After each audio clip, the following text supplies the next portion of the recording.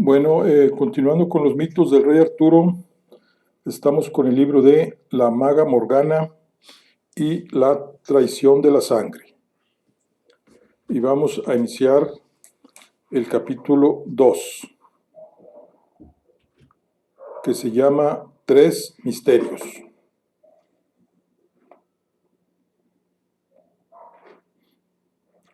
Bueno, tres misterios.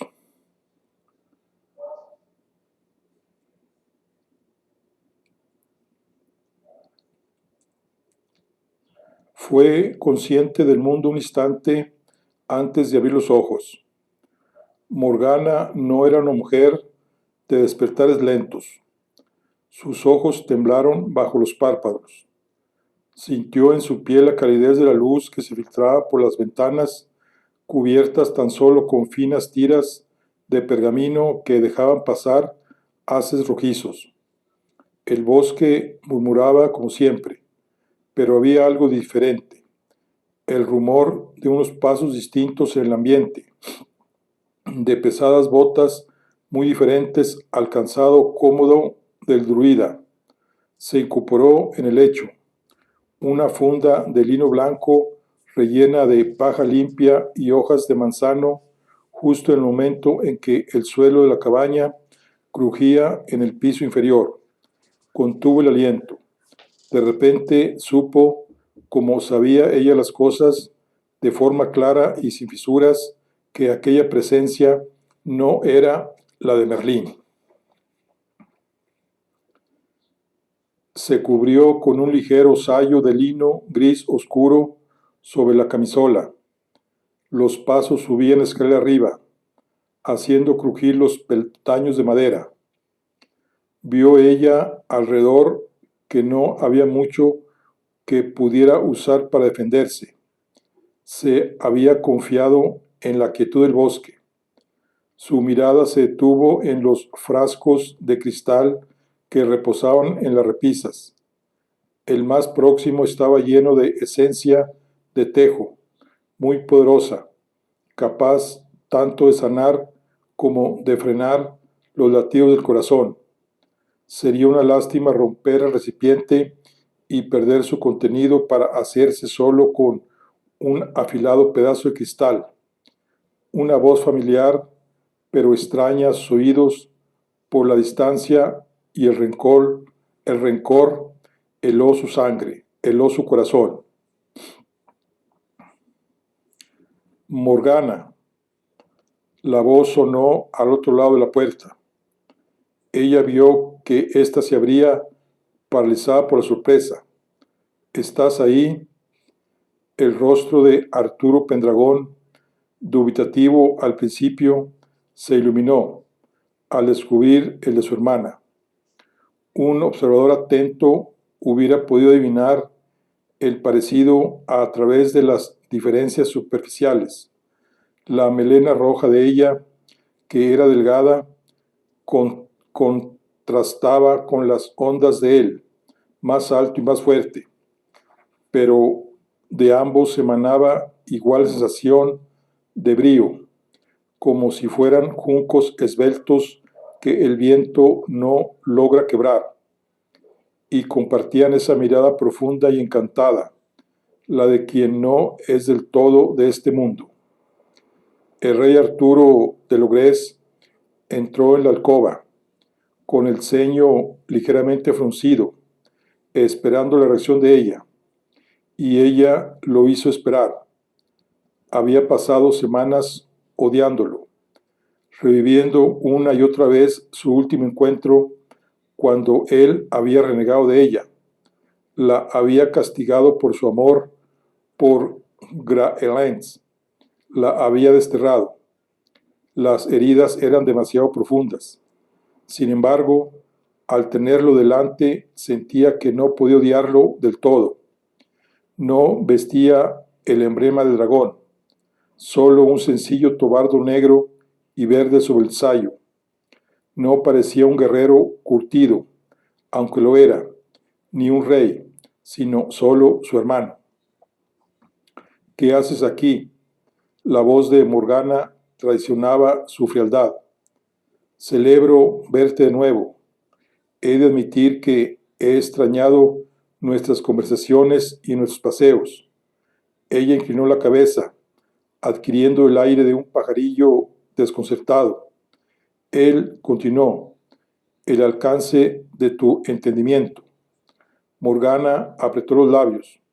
Solo en lo más profundo de la noche se había admitido a sí misma que echaba de menos los intercambios de pareceres que había tenido con su hermano y el vínculo inmediato que se había creado entre ambos desde su primer encuentro. Eso al menos era cierto. Comprendían el mundo y se comprendían el uno al otro perfectamente. Podría volver a apreciar al hombre que la había obligado a abandonar a su hijo. Buscando la respuesta a esa pregunta, en su corazón halló incómoda lo que no se atrevía a admitir. ¿La había obligado realmente a irse o ansiaba ella escapar? Hubiera podido quedarse en Gore, hubiera podido ver crecer a su hijo desde la distancia en brazos de hayas y nodrizas. Su alejamiento había sido en verdad culpa de Arturo. Sí, se esforzó por contestarse de inmediato. Y de Ginebra. Fijó la mirada en los ojos de su hermano y le sorprendió encontrar en ella un resplandor que no reconocía. ¿Has venido para torturarme?, susurró la voz trémula. Arturo ignoró la pregunta. He venido porque no te olvido, porque siempre serás mi hermana. Había algo extraño en los ojos de él, una neblina borrosa que Morgana no acababa de descifrar. Era su hermano, sí, pero parecía que contemplara su imagen a través de un espejo bruñido. Había algo fuera de lugar. Entonces la asaltó una certeza. No era la primera vez que experimentaba esa sensación. Retrocedió de repente. Aún sostenía entre los dedos el frasco de esencia de tejo. Revélate. ¿Quién eres realmente? Su voz no temblaba. Una sospecha la invadía por momentos. Arturo se limitó a sonreír y a tender los brazos, ante lo cual ella sintió una inesperada calidez, el impulso de dejar a un lado sus reservas y responder al abrazo. Pero pronto se dio cuenta del poco sentido que tenía esa sensación. No era natural, no salía de ella, no le pertenecía, emanaba de él y luchaba por abrirse paso en el interior de la muchacha. Ella resistió cuanto pudo. He abandonado mi reino para venir a buscarte, y así me recibes. Morgana alzó una mano como para contenerlo. Noch Aidit, Ko tu, exclamó, y la máscara de Arturo se resquebrajó, mostrando los ojos grises y brillantes, la barba surcada de hilos de plata, una sonrisa enigmática, nada disimulada. La ira se apoderó de Morgana. Un viento iracundo se levantó de su propio cuerpo e hizo retemblar las paredes mientras Arturo sonreía ahora con la sonrisa de Merlín. Ella sintió un dolor punzante en los dedos. El frasco de cristal se había quebrado, aplastado por su presión. La esencia de tejo se mezclaba con su sangre. Arrojó los restos de cristal al suelo con un rugido de rabia que acrecentó el viento. Cayó de rodillas. Entonces llegó el alateo.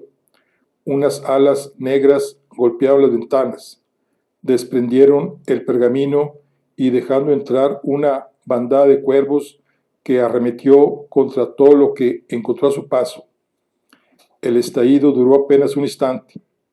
A un gesto de Merlín, las bestias se concentraron como una nube oscura de tormenta que, con un ademán, el mago arrojó de nuevo hacia afuera a través de la ventana para enviarlas a lo más profundo del hayedo, entre graznidos de furia. El poder de la ilusión es el segundo misterio que debes aprender a dominar, le dijo a Morgana.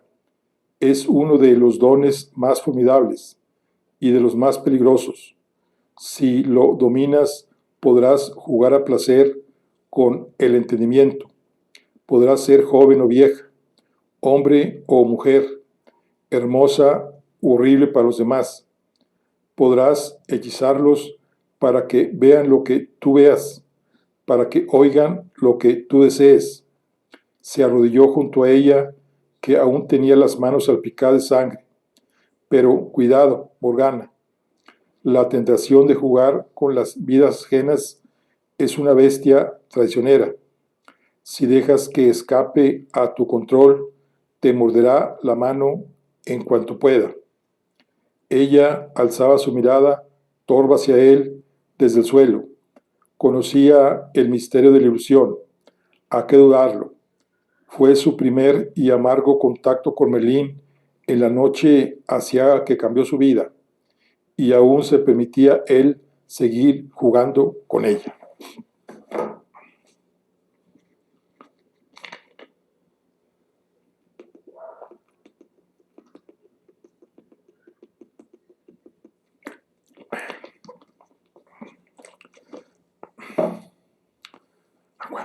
Toma agua.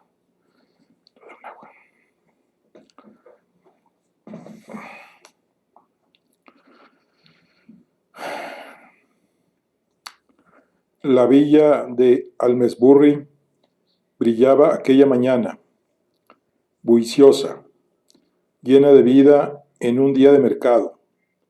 En la calle principal, los comerciantes pregonaban sus mercancías: lana, viandas, lámparas de aceite.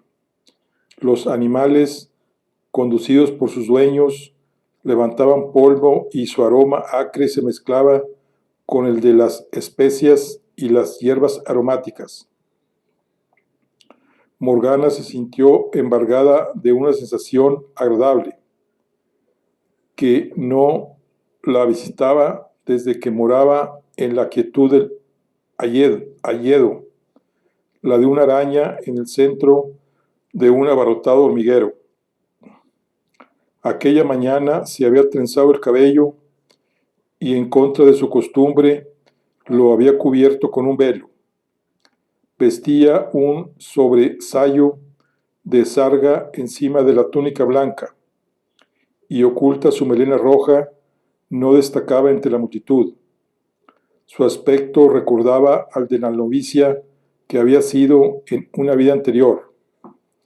Inclinó la cabeza, escondiendo los afilados rasgos que le habían granjeado el apodo de helada.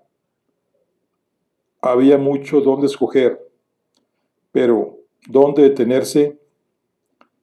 El druida le había mostrado los rudimentos de la ilusión. Conocía las palabras, los encantamientos y los gestos.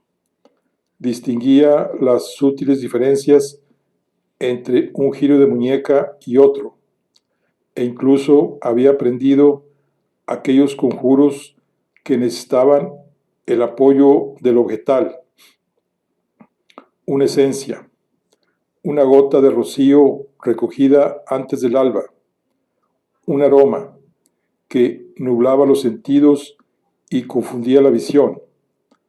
Había conseguido incluso transformar su apariencia para Merlín, mostrándose como una niña, como una vieja, como él mismo. Es, recuérdalo, una ilusión, un elaborado truco de los sentidos, había dicho el mago. Morgana se había sentido agotada después, drenada de toda energía. No lograba que sus ilusiones durasen mucho tiempo. El druida había quedado satisfecho, aunque no impresionado. Eres muy capaz, pero hay una gran diferencia entre engañar tus propios sentidos en la seguridad del bosque y hacerlo en el bullicio del mundo. ¿por qué no lo intentas? Ella había reaccionado con sorpresa ante esa propuesta. Había evitado la aldea todo lo posible y le había parecido que él también la prefería apartada, pero sin duda había llegado el momento de probarse ante otras personas. Sé prudente, había insistido de nuevo él, y cuidadosa. Una ilusión solo es una ilusión si no se percibe como tal. No todo puede arreglarse cuando se rompe. Ella se había mostrado alegre y ligera, ansiosa por probarse, sin miedo.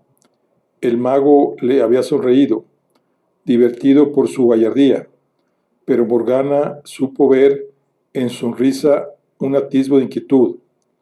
Así, más tarde, paseaba por Amesbury como un zorro camuflado en el gallinero. Se dejaba acariciar por las voces que la rodeaban. Chismes, canciones, historias y disputas inundaban la villa aquella mañana, y un rumor se alzaba por encima de los demás. Se casa el rey de Logres. Se casa el rey de Logres. Morgana recibió el cuchilleo con ira, musitando entre dientes una maldición a la casa de Camelers. ¿Por qué Ginebra había de merecer lo que le había negado a ella? Merlín le había enseñado que no solo podía velar su apariencia o la de los demás, también podía desviar, aunque fuera momentáneamente, los sentimientos ajenos. Podía sembrar en las personas el odio, el amor, el deseo, los celos. Lo había comprobado en su corazón cuando el mago se había disfrazado de Arturo, pero ella había logrado resistirse haciendo un gran esfuerzo. No todo el mundo era susceptible de ser engañado en igual medida. Dejó atrás el taller del herrero, el abrevadero y el pozo. Sus pasos la alejaron del mercado hacia las últimas casas del pueblo. Se entretuvo asomándose a las ventanas, la mayoría de ellas sin nada que protegiera las estancias del exterior. Una casita pequeña atrajo su atención. Del ventanuco emanaba una peculiar sensación de paz. Apartó con el pie a las gallinas que picoteaban el suelo y se asomó. El mobiliario no podía ser más sencillo. Una silla de madera gastada, una basinica, un arcón y un jergón de paja en el que descansaba una pareja soñolienta, exhausta. Morgana se sorprendió, pues el sol estaba ya alto, pero de la pareja se desprendía una calidez inusitada, una felicidad que a ella le resultaba extraña. El hombre dormitaba con el brazo sobre el pecho de su mujer, de larga melena oscura. Él se desperezó, se pasó la mano adormilada por la barba, se dio la vuelta en el jergón. Morgana murmuró unas palabras de poder que se deslizaron a través de la ventana y llegaron a los oídos de él, que las escuchó en su duermevela. El hombre se dio la vuelta de nuevo. Estaba próximo a despertar. Abrazó a su mujer y enseguida su cuerpo reaccionó ante el tacto que notó diferente. Ella suspiró tiernamente, pero la voz que él escuchó sonaba cascada. Abrió los ojos para mirar a la mujer con quien yacía y al verla cayó hacia atrás fuera de la cama. Era una anciana raquítica, desdentada, medio calva, con mechones grisáceos. Ella miró extrañada a su esposo. Morgana contenía a duras penas el entusiasmo ante su propio poder cuando el hombre salió espantado por la puerta a toda prisa, seguido de una mujer joven que le preguntaba una y otra vez qué ocurría, escondiéndose para no ser vista. El hada luchaba por no carcajearse. Escuchó el replicar de unas campanas en el aire, las campanas de la abadía. Cuando se volvió hacia ellas con mirada aviesa, unos pensamientos maliciosos le iluminaban el rostro.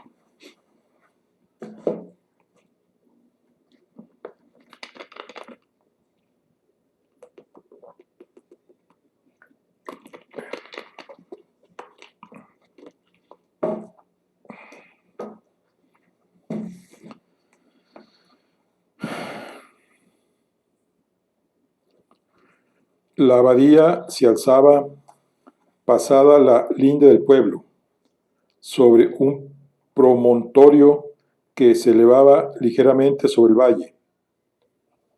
Sus muros de piedra, caliza gris, daba al conjunto una sensación de calma, silencio y solemnidad. Dotaba a la pequeña villa de Almesbury de cierta importancia. Morgana dejó que sus pasos la condujeran hasta la verja que delimitaba el jardín. La atravesó puesto que estaba abierta a la espera de que llegasen los fieles a la iglesia conventual. Dejó atrás el pequeño cementerio y pasó de largo el edificio que albergaban los dormitorios.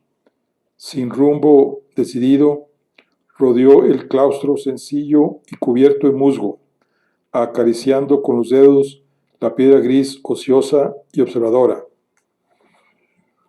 Un poco alejado de los edificios principales se hallaba el huerto.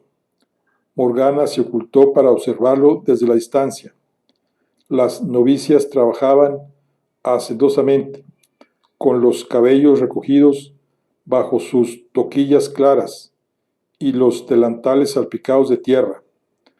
Parecían una bandada de gorriones, silenciosas e indistinguibles unas de las otras. La abadesa, una mujer prematuramente envejecida por la mezquindad y el aburrimiento, paseaba entre ellas con el aire inflexible y vigilante de un perro jabalinero. Junto a ellas, un esforzado jardinero manejaba con brío la azada para cavar un alcorque. Tenía poco más de 20 años y el vigor de quien ha dedicado todos sus días al trabajo físico.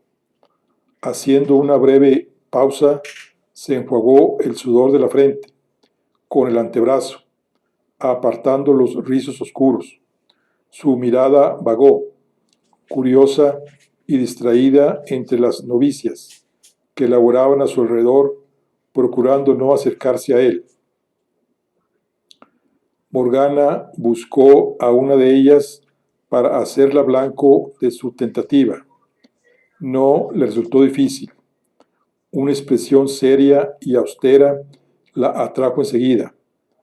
Era una muchacha pequeña, delgada y con rasgos bajo la toquilla que tenían algo de ratonil, aunque exentos de fealdad. Daba la impresión de ser la más pía, la más aplicada y obediente. Todo ella emanaba un aire de autosuficiencia que le resultó muy familiar. Cargada con una cesta de mimbre, hacía grandes esfuerzos por no mirar al jardinero. Morgana dijo las palabras adecuadas y, concentrándose, proyectó su poder a través del huerto como una niebla invisible. Llevadas por la brisa, sus palabras resonaron en el interior de sus dos víctimas, dos personas jóvenes y acaloradas por el trabajo al sol, que de repente sintieron que se les aceleraba el corazón y la sangre les corría más rápido.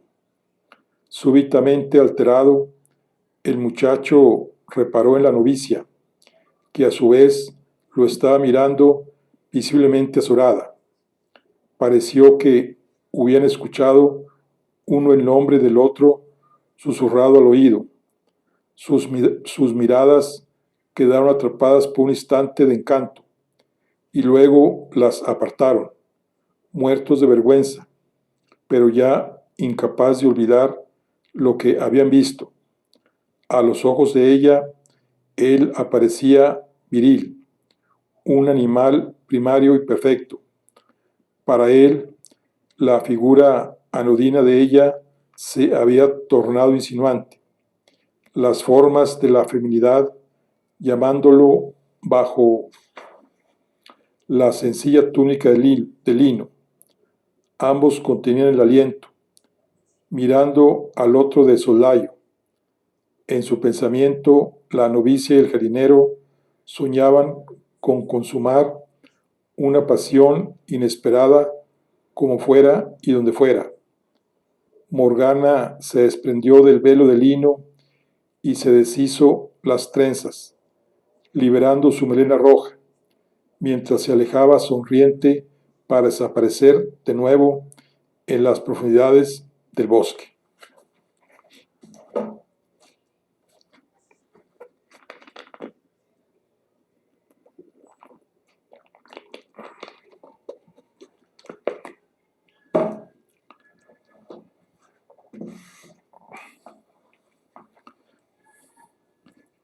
Regresó a la abadía al día siguiente, y al siguiente, y al siguiente, para espiar el transcurso de su tentativa. Entregados a su amor, el jardinero y la novicia buscaban desesperadamente momentos para encontrarse y gozar el uno del otro, corriendo riesgos que Morgana espiaba divertida. Ella acudía con el cabello cubierto y un libro de horas entre los dedos, haciéndose pasar por una devota feligresa, más que se dirigía a completar sus oraciones entre las serenas piedras grises de la capilla conventual, pero luego se colaba a las dependencias de la abadía en busca de sus dos encantados. Al quinto día halló el lugar sumido en el caos. Morgana se deslizó entre sus muros mientras las novicias se arremolinaban en el nártex, el pórtico situado entre las naves, y el atrio de la capilla, que se reservaba a los penitentes. Aquel día, los fieles que habían acudido al culto se mezclaban con las novicias, que arrastraban a empeñones a aquella muchacha a la que Morgana había elegido como juguete. Llevaba los ropajes deshechos y tenía el rostro empapado de lágrimas. También el jardinero, a medio vestir y con el pelo revuelto, era insultado y maltratado. Habían sido sorprendidos en ayuntamiento carnal, pero los dos infractores, descompuestos, portaban en sus rostros una expresión de pasmo. Los habían despertado de repente en mitad de un profundo sueño del que no sabían que formaban parte. El hechizo se había roto. Había una diferencia entre ambos, sin embargo. Mientras él aparecía distante, ella sentía un terror absoluto. Morgana no tardó en darse cuenta del motivo. Él era objeto de empeñones, pero ella recibía insultos y acusaciones de lujuria. La llamaban meretriz y reclamaban llevarla ante la abadesa. Su vida de novicia había llegado a su fin. Su honra se veía arrastrada por los suelos. Morgana no se detuvo a oír las súplicas. No fueron su rostro surcado de lágrimas ni su miedo los que la conmovieron. Fueron sus propios recuerdos, la acusación de lujuria por parte de Ginebra, el abandono de Grelens, la decepción de Arturo. Morgana miró a su alrededor. La turba se dirigía al claustro, no se veía a la abadesa por ninguna parte. Aprovechó la confusión para escabullirse hacia los dormitorios, deslizándose por los pasillos en busca de la superiora. Tal vez pudiera nublar su entendimiento lo suficiente. Tal vez pudiera insuflarle la compasión que ella no había disfrutado. Tal vez sería capaz de poner palabras de perdón en su garganta. Deteniéndose, se apartó para ocultarse al abrigo de la oscuridad de unas escaleras. Su pensamiento corría a toda prisa, enfervecida. Quizá había una solución más simple. ¿Acaso dominar la ilusión no era tanto como jugar con el entendimiento ajeno? Suspirando hondamente, se concentró en la imagen que quería conjurar. Cerró los ojos, se dejó envolver por el silencio que emanaba de las antiguas piedras. Atrajo hacia sí toda la mezquindad, todo el aburrimiento, la pequeñez de miras y la destreza de la fe. Sintió que hervían en su interior, que le laceraban el alma, que le rasgaban la carne. Sintió que era su víctima, pero también el verdugo. Una náusea profunda y un temblor de piernas estuvieron a punto de echarla al suelo, pero ella se mantuvo en pie, sosteniéndose contra la pared. Por un momento creyó que perdía el mundo de vista. Cuando el mareo se desvaneció, salió de la oscuridad donde se había ocultado y se dirigió de nuevo hacia el claustro, en busca de la turba furiosa que se acercaba. Para un observador que estuviera cerca, próximo por tanto al influjo que ejercía su poder, caminaba con los andares pesados, los miembros gruesos y la papada de perro de presa de la madre abadesa de Almesbury. El eco de sus pisadas retumbaba en el pasillo, mientras descansaba sus pasos, decidida a deshacer el nudo que había creado. Cuando giraba para dirigirse al claustro, se encontró de frente con la figura robusta de la abadesa, que abandonaba el refectorio tan rápido como le permitían sus miembros cansados. Morgana casi se dio de bruces con ella, y cuando se encontraron sus miradas, la de la abadesa se transformó en una expresión de horror, como si se mirara en un espejo que le devolvía un gesto ajeno, una voluntad extraña, pero con su propia apariencia.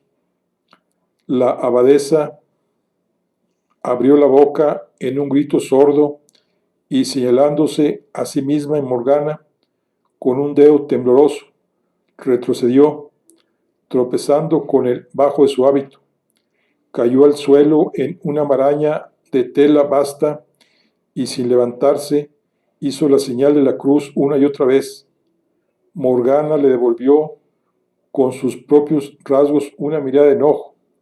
La novicia tendría que arreglárselas sola. Echó a correr, dejando atrás todo artificio y los resultados de su juego, desperdigados como los restos cortantes y afilados de una vasija quebrada en 1000 pedazos.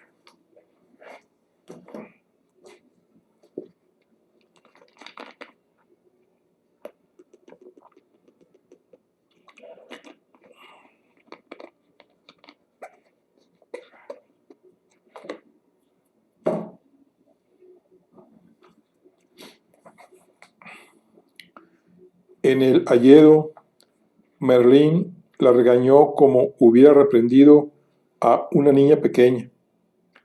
¿Es que no te das cuenta de lo que has hecho? Jamás lo había visto tan enojado.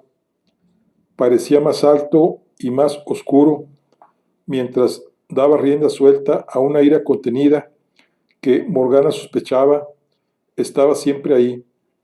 Su fuerza innegable había despertado y se derramaba furiosa en todas direcciones.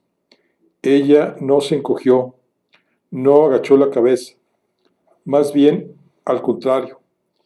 Hice lo que me pediste, puse a prueba mis habilidades. Fuiste irresponsable, no mediste las consecuencias de tus actos. Todos, todos, todos nuestros pasos conducen a un resultado. Podrías haberte puesto a prueba de muchas maneras, pero te has limitado a jugar con las vidas ajenas como si manejaras títeres.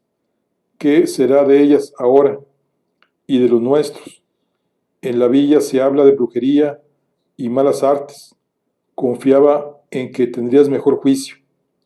Entonces sí, Morgana agachó la cabeza. Nadie me ha visto. Se defendió tímidamente.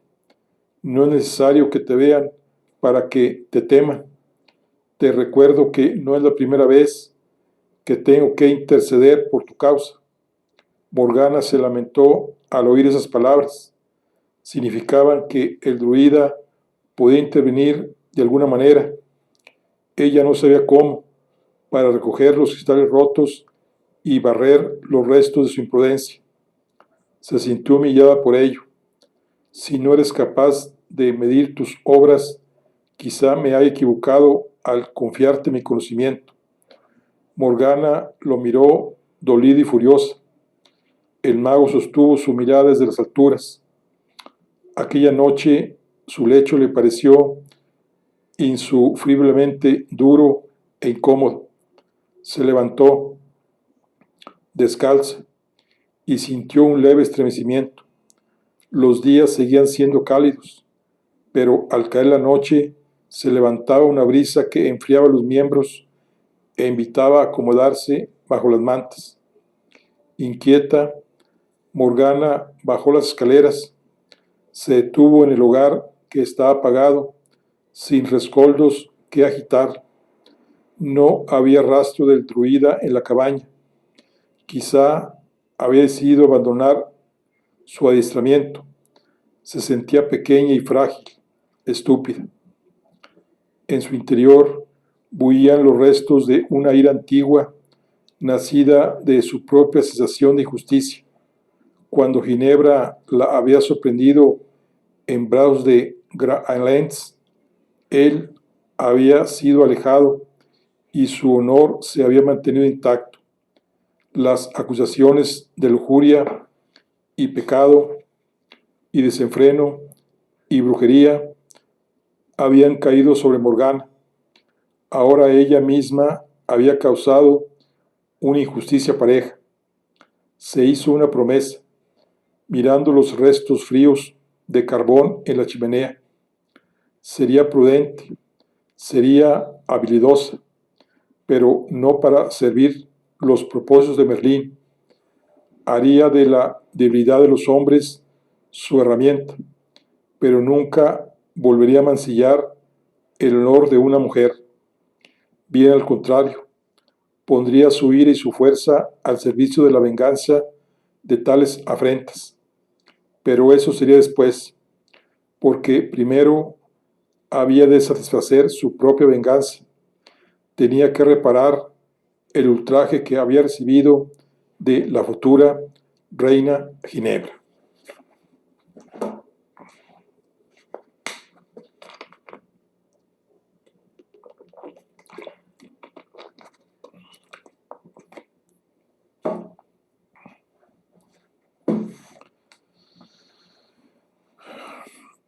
Morgana sabía que el sol estaba alto en el cielo, pero sus rayos apenas penetraban en el hayedo. Solo algunos rayos de luz, los más insistentes y vigorosos, conseguían atravesar la densa capa de follaje que la protegía del mundo exterior, y según sospechaba, a él de ella. Bajo los árboles, la sombra era fresca y placentera. Los cantos de las aves bailaban de rama en rama y el rumor del arroyo dominaba el paraje. La vista de la muchacha estaba fija en el suelo. Sabía bien lo que buscaba y lo encontró en lo más profundo del bosque, apenas visible a la sombra de un haya gruesa y retorcida. Sus innumerables ramas se entrecruzaban, dibujando una telaraña fibrosa, pero su valor estaba justo en la base del tronco. Morgana entornó los ojos, entrenados en la búsqueda. Ahí, entre el musgo, asomaban dedos de muerto. Susurró para sí. Airmid le había hablado de sus propiedades. Su aspecto era ciertamente engañoso. Una decena de afilados y alargados tallos se escapaban de la tierra, retorciéndose como en un rictus de desesperación, interrumpido en pleno impulso. Su tono azulado y pálido, más oscurecido en las puntas, como sucede con los dedos de los cadáveres cuando la sangre abandona el cuerpo y se retira a los extremos, los hacía parecer como las manos de un guerrero caído en combate. De hecho, se decía que los dedos de muerto crecían con más facilidad en la tierra que había sido regada con sangre. Un regalo de la diosa Morrigan. El hayedo había sido testigo de la muerte y la batalla mucho tiempo atrás. Morgana se agachó para recogerlos. Tiró de la punta de los dedos con fuerza, pero no fue capaz de extraerlos. Se quedó pensativa. Tal vez hubiera otra manera. Tomó aire y en lugar de tirar, los asió, entrelazando sus dedos con los tallos, como si estrechara la mano de una persona. Los dedos de muerto parecieron responder a su abrazo y ahora sí los extrajo de la tierra sin esfuerzo. Cortó las raíces que devolvió a la tierra y guardó la parte más gruesa de los tallos en la bolsita de tela que llevaba atada a la cintura, oculta entre la túnica y el sobretodo. Se dirigió de regreso a la cabaña, dejándose acariciar por el follaje y la maleza, pero tuvo que detenerse cuando encontró la puerta entreabierta y vio humo que se deslizaba en volutas pequeñas por las ventanas. Era el mago, por supuesto. Había reavivado el fuego en el lugar, sin duda consciente de que Morgana había pasado la noche, como casi todas, escrutando las visiones que las llamas pudieron ofrecerle. No se dio la vuelta cuando ella entró. Tenía la nariz enterrada en el viejo volumen que Morgana había estado estudiando, uno de los tantos que él había puesto a su exposición. Veo que estás ampliando tus estudios sobre las hierbas y raíces, dijo él por todo saludo. Intento comprender, respondió Morgana, aunque sean estas pequeñeces. Lo verdaderamente importante siempre me es vedado por quienes me han de guiar, y no dejo de pensar en por qué es así y de sentir aún más deseo de descubrir que me esconde. Merlín hizo un gesto invitándola a sentarse a su lado. A veces olvido lo poco que sabes sobre aquellos que fueron una vez los dioses de los padres de vuestros padres. Morgana no se movió, sino que replicó secamente. Morrigan. Hondamente suspiró Merlín y se dio con un movimiento de la cabeza. Solo entonces se sentó Morgana junto a él, delante del fuego. Cuando habló el mago, su voz adoptó el tono de un anciano que susurra una leyenda al amor de la lumbre. Morrigan es una de nuestras más antiguas diosas, dijo mientras Morgana casi podía sentir cómo los rayos del sol se oscurecían, dotando a la estancia de un aire real. Ella trae la guerra, la muerte, el cambio y por tanto la vida y el renacer de las cosas que regresan.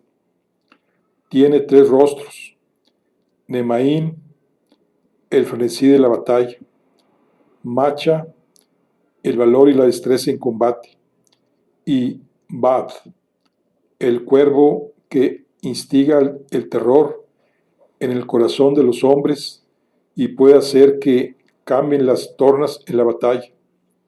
Tú, Morgana, tienes un poco de cada uno de estos rostros.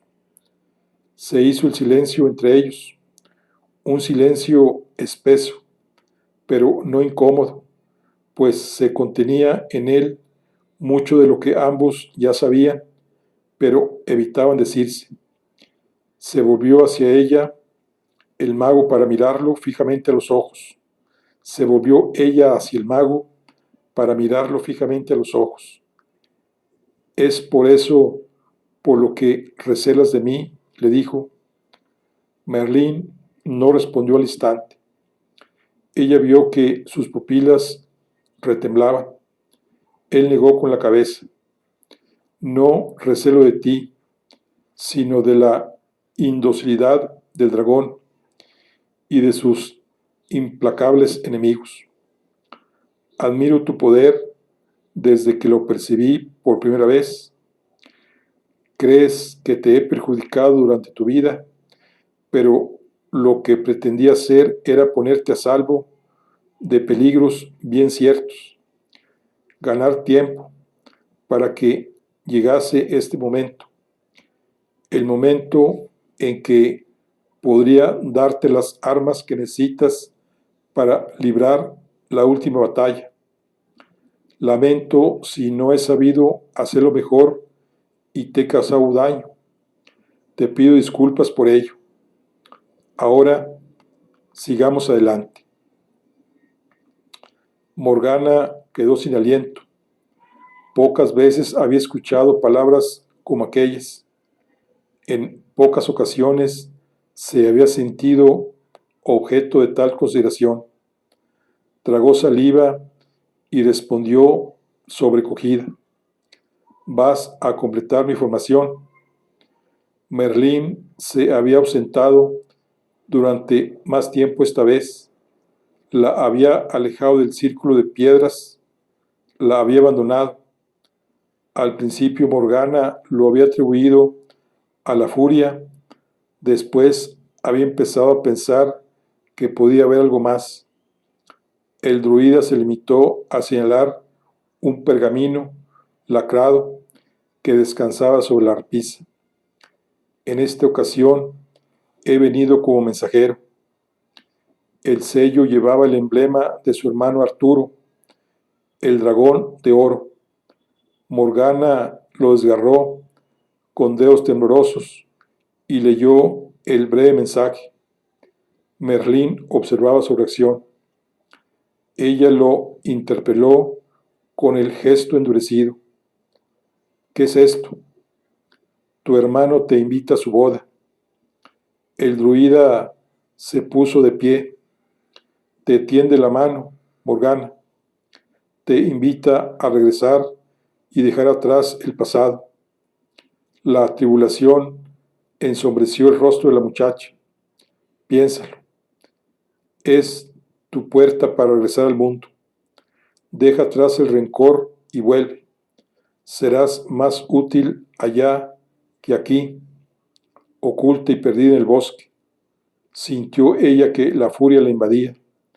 «¿Por qué ahora?», exclamó. «Me invitaste a venir, quisiste enseñarme, pero luego me has dado la espalda. Me dijiste que me ayudarías a desvelar 3 misterios. ¿Acaso lo has olvidado y ahora me empujas por boca de mi hermano a regresar a los brazos de aquellos que me humillaron. ¿Con qué niña tonta crees que estás hablando?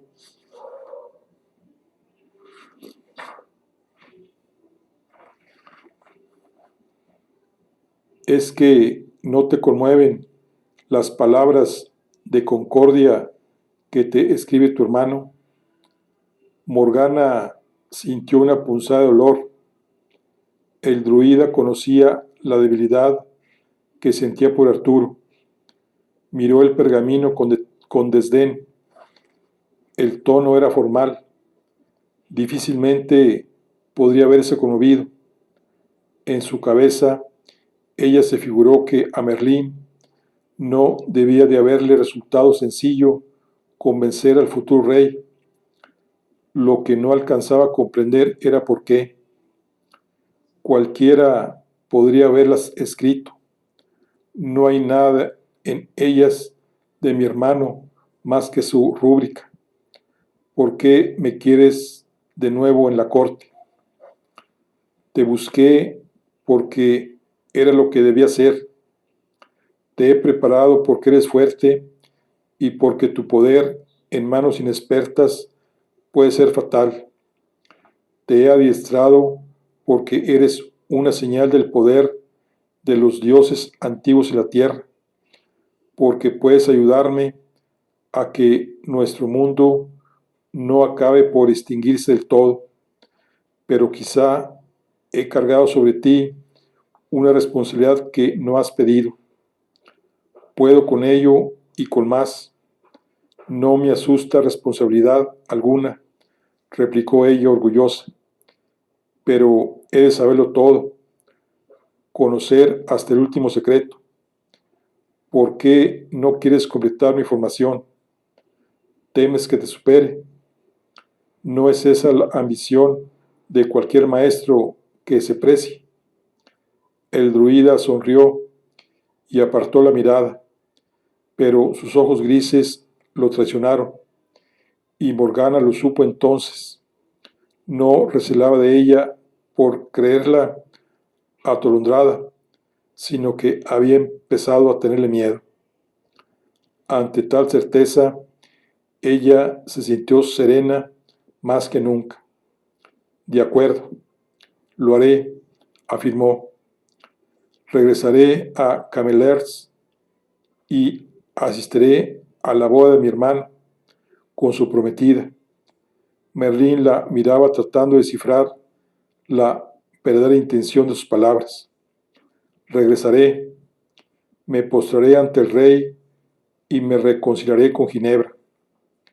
Esta decisión te honra, se apresuró a apreciar él, ante lo cual ella añadió por fin, lo haré cuando me expliques el tercer misterio.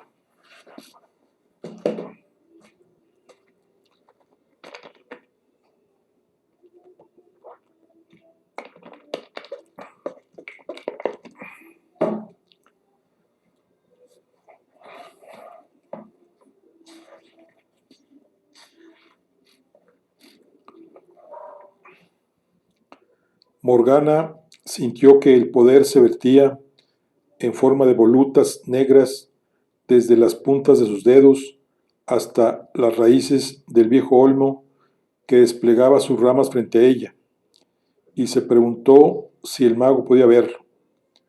Tenía los dedos crispados, había pronunciado las palabras prescritas y tras mucha concentración y trabajo, con la frente perlada de sudor, estaba consiguiendo que dieran fruto sus esfuerzos.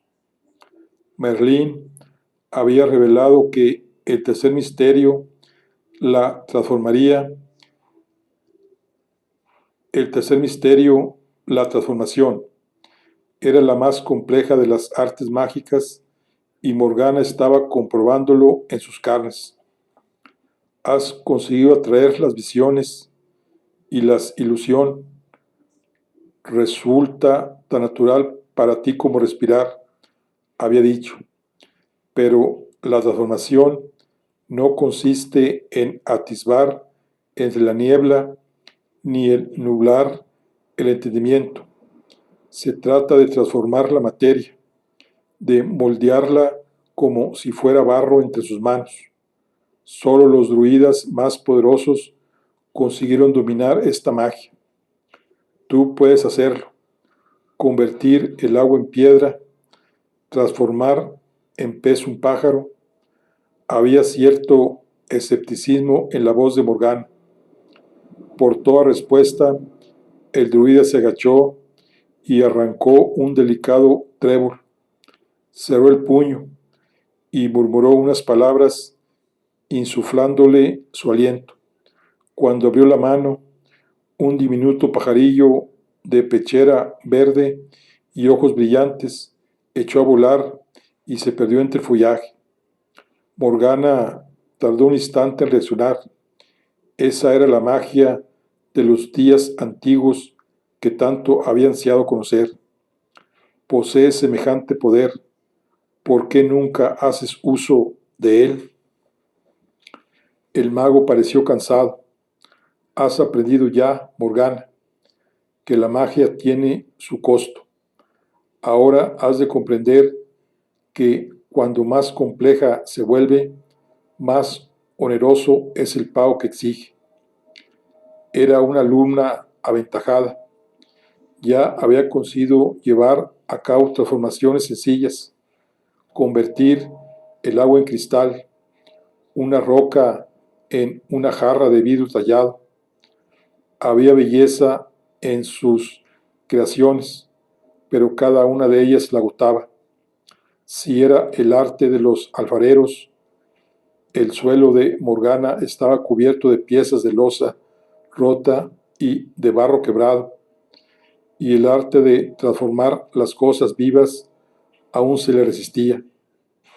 Las volutas negras alcanzaron las raíces del olmo, y Morgana se mantuvo firme. Recordó su propósito. Merlín quería su ayuda para proteger el último rescoldo del poder del dragón, pero ella tenía objetivos más prosaicos y a la par más complejos, como la venganza, y su determinación era fuerte. Pudo escuchar el quejido de la madera al crujir y transformarse en roca, poco a poco, desde la base hasta las ramas intrincadas que adquirieron una inusitada belleza en su inmovilidad. La magia se extendió a las hojas. Morgana percibía el orgullo del mago, porque a pesar del temor, admiraba la capacidad de su alumna y no se detuvo. Las volutas alcanzaron a una avecilla que, posada en una rama, se vio transformada de repente en una delicada figurilla tallada, congelada, en pleno canto. Morgana se detuvo, jadeante, mareada, con un súbito abatimiento que a duras penas le permitía mantenerse en pie, la espalda dolorida, calambres en las piernas. Se sentía del mismo modo que si hubiera escalado una montaña, pero había llegado a la cima. Había culminado un pináculo de los antiguos druidas. La pregunta que rondaba su cabeza desde hacía días llegó a sus labios tras refrescarlos con un trago de agua cristalina a la orilla del arroyuelo que discurría junto al tronco del olmo. ¿Es posible transformar a un hombre, a una mujer, en otra cosa? ¿Por qué no lo compruebas? El druida sonreía con la mirada, la curiosidad más fuerte en ese momento que la prudencia. ¿Has soñado alguna vez en convertirte en otra cosa, surcar los cielos, explorar las profundidades? Tu nombre significa nacida del mar, ¿no es cierto? No era el mar profundo lo que excitaba su curiosidad. Morgana se desprendió de todo aquello que le sobraba, el cinto y la bolsa, el calzado, incluso la sobrevesta. Se dijo que más ligera le resultaría más fácil. Se concentró, vació su mente de todo estímulo. Arturo, Ginebra, Gralens, no eran más que nombres, cenizas en la boca.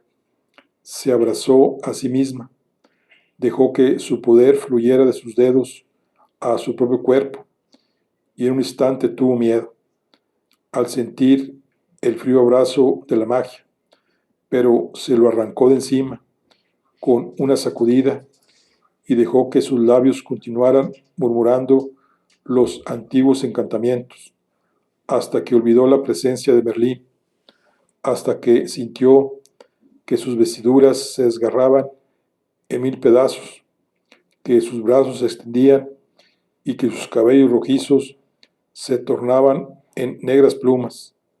No habría podido ser de otra manera. Morgana, el hada, la que llevaba sobre sí el aliento de la diosa Morrigan, alzó el vuelo transformada en una bandada de cuervos. Estaba preparada para regresar a Camelers. Bueno, aquí concluimos la charla del día de hoy. Recordemos que estamos con el libro de La maga Morgana y la traición de la sangre. Concluimos el capítulo 2. Nos vemos en la siguiente. Hasta luego.